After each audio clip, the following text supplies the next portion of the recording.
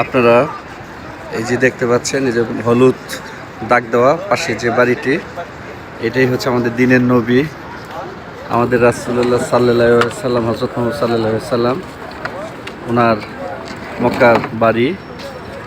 আমাদের দিনের নবী এখানেই থাকতেন। সুবহানাল্লাহ, আলহামদুলিল্লাহ।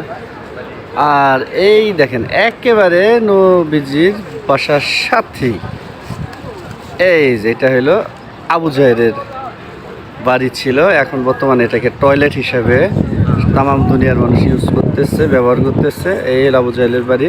দূরত্ব 50 মিটার না 20 মিটার। এখানে ইসলামের বিরুদ্ধে সর্বোচ্চ ষড়যন্ত্র হয়েছে।